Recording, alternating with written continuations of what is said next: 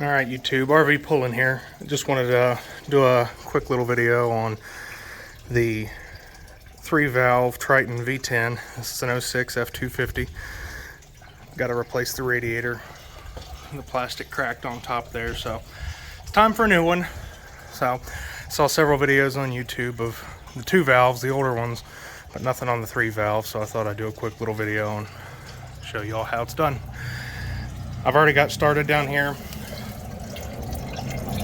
Crack open the drain plug, drain everything out of the cooling system.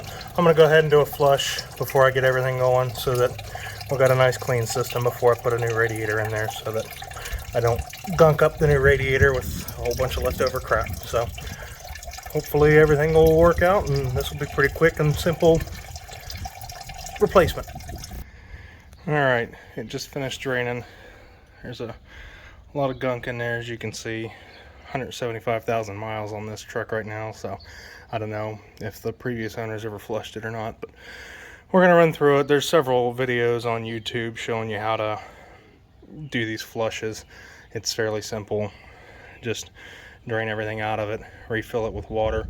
I also got some Prestone coolant system flush solution just to kind of help get everything all nice and cleansed. You run that through a few times and just flush all the sediment and deposits and gunk and everything out of it, and pretty straightforward. So you can check out some other videos on YouTube if you need to know the exact procedure on how to do that. So I'm gonna get to doing all of that. Alright, just so everybody can see, this is the reason that I need a new radiator. I was hauling our RV and going through the mountains of West Virginia and decided to crack the plastic here on the housing. So when I was doing the flush, you can see where it's coming from. So definitely is time for a new one.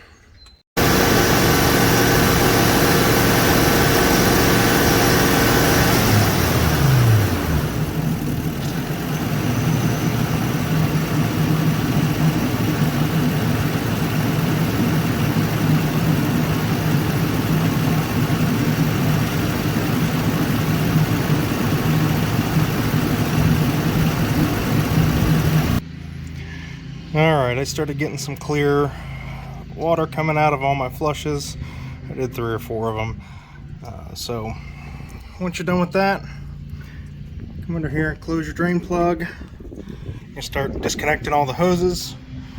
Biggest important thing is slide your bucket over to the bottom radiator hose, because when you take that off, it's gonna drain some more, so make sure you have that ready. And then we got to disconnect our trans and oil cooler lines, as well as your upper hose and the reservoir little overflow hose thing there. Get all your hoses disconnected, and then we'll move on to all the bolts and the fan shrub.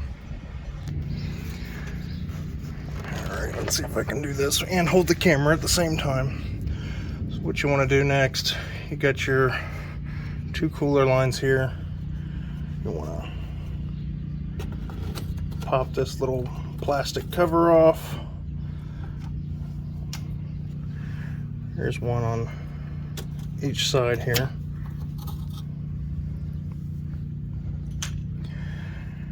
And then I'm using a 1-inch combination wrench, open-ended wrench, whatever you want to call it.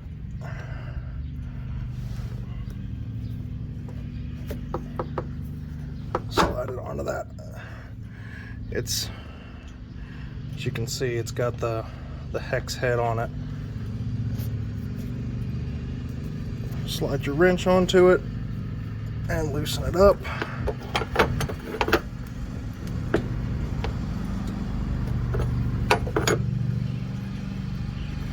So once you've got all the lines disconnected, the 2 trans cooler lines, all the hoses and everything, you've got some bolts up top here. Starting with the fan shroud, there's 2 bolts, 1 on either side, and then you've got the thing that, or the brackets that actually hold it in. Those are all 8mm bolts, so make sure that you got the right socket. We'll go ahead and work on getting these off of there.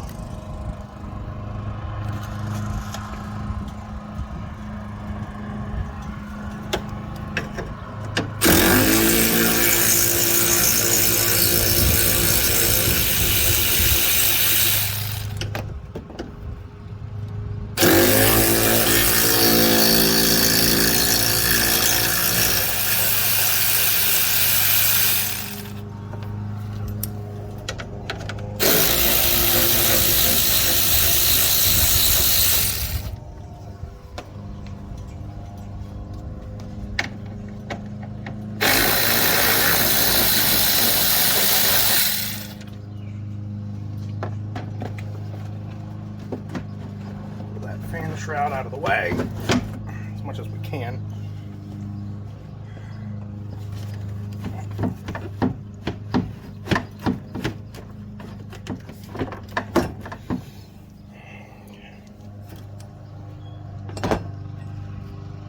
That bracket off and that rubber boot off.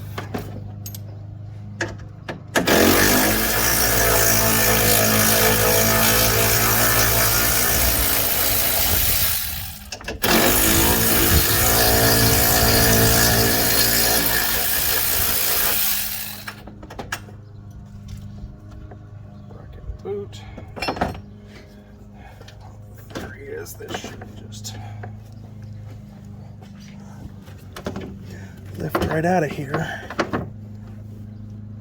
The problem is going to be that fan shroud on the bottom.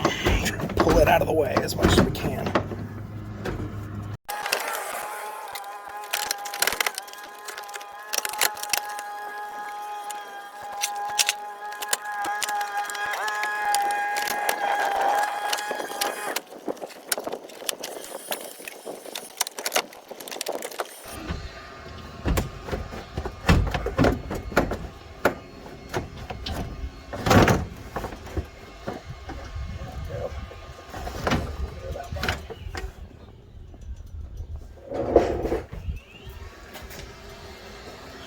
Lift right out of there now.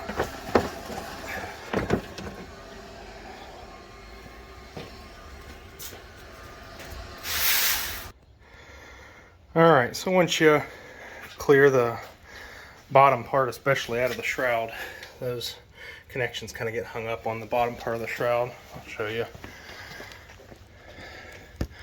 Down there at the bottom, that little lip on the bottom of the shroud there just kind of got hooked or hung up, so I had to get in there and kind of push that shroud out of the way while pushing up, and that seemed to knock it loose.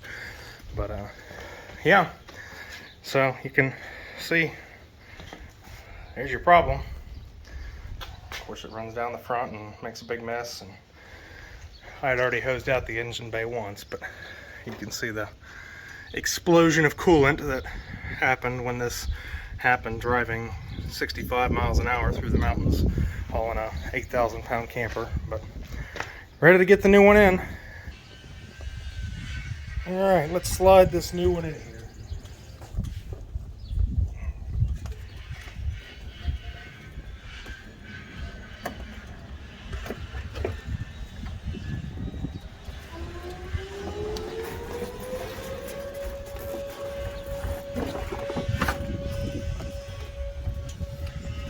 Lovely Wednesday at 12 noon tornado tests.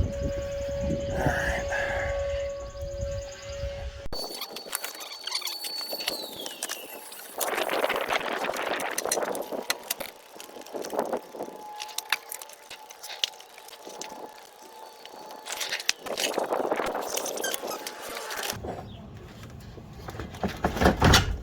There we go.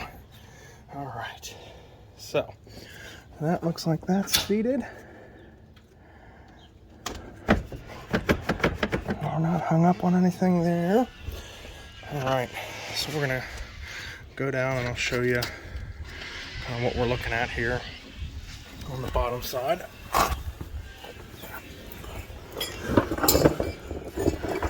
So you want to make sure, to help with lining it up, that this plastic part from the bottom of your radiator slides through the holes down here so that everything gets all lined up and you can...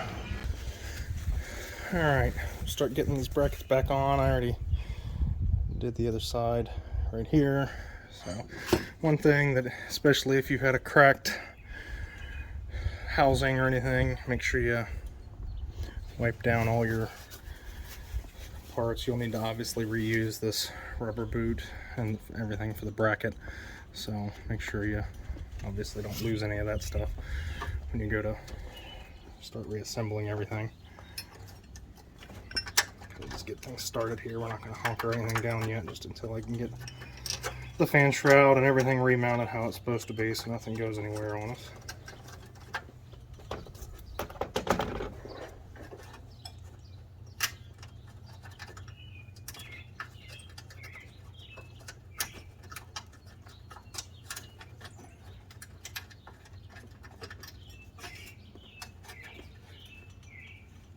something interesting that just happened there that you got to be watchful for.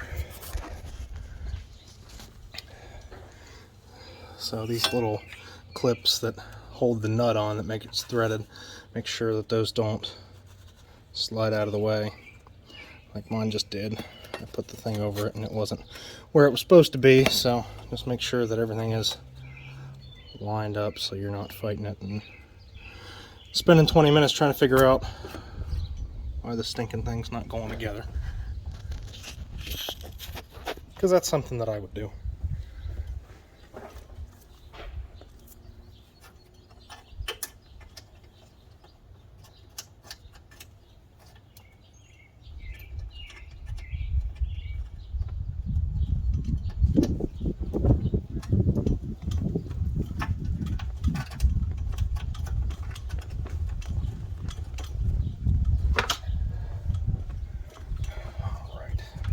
And the new radiator will come with these threaded clips also, just to help, or so that you have your fan shroud. At least they should, depending on which kind you get.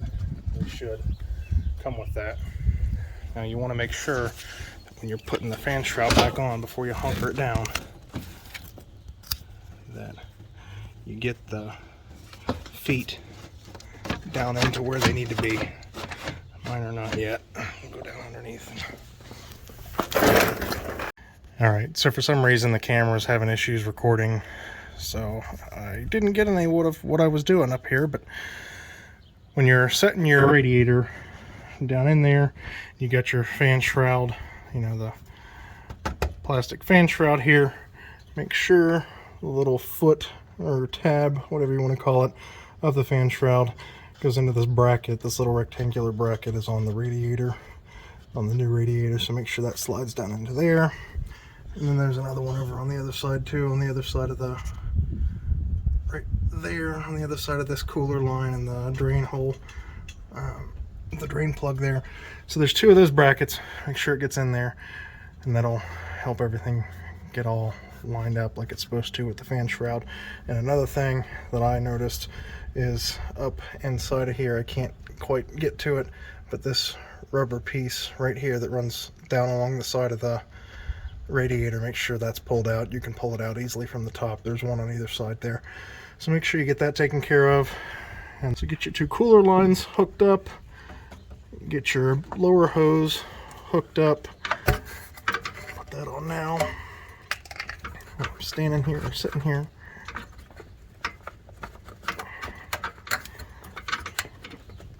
Of course it wants to be a booger one-handed. Alright, I'll do that in a minute. And then you should be good to go. Alright, so you want to get one of these tools.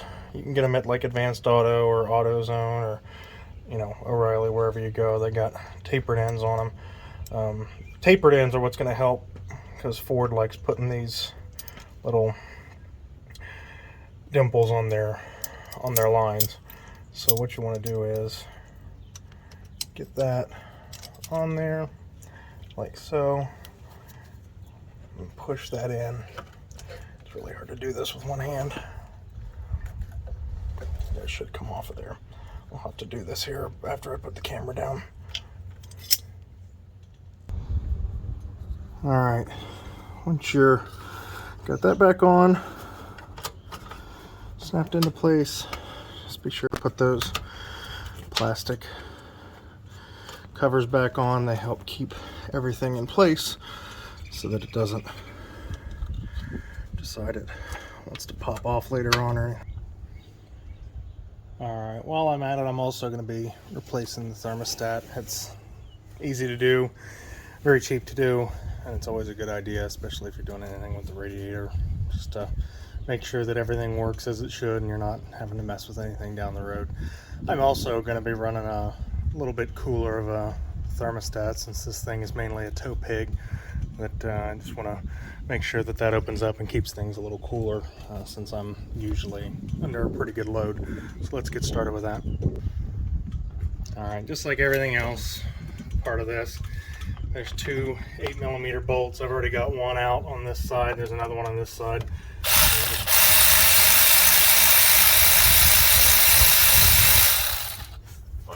lid out. Put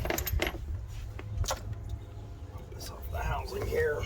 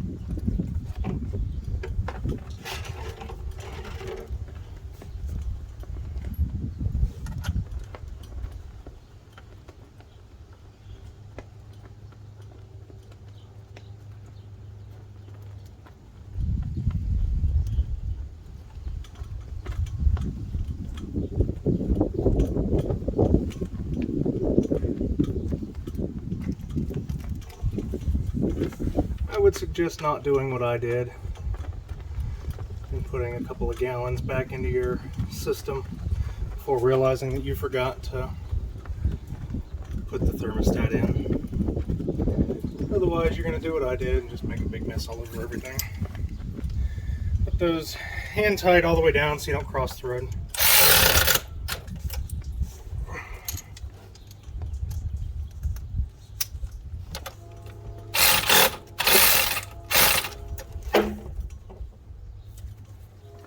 Alright, and that's that. Alright, got everything buttoned down, taken care of. Just ran the motor, got it up to operating temperature. The thermostat opened up, did real well. SCT tuner said that I got to about 182 degrees before it opened up and dropped back down to 176, 174, and stayed there. So everything works as it should. I got no leaks. Everything looks good. Now I just gotta put the tools away, get everything cleaned up. Definitely want to hose off everything into the engine bay now because I've got everything sealed back up how it needs to be. So, hope this video was a good help for you. Again, this is 2006 Ford Super Duty with the V10 Triton, the 3-valve, and hope that it works for you. Good luck.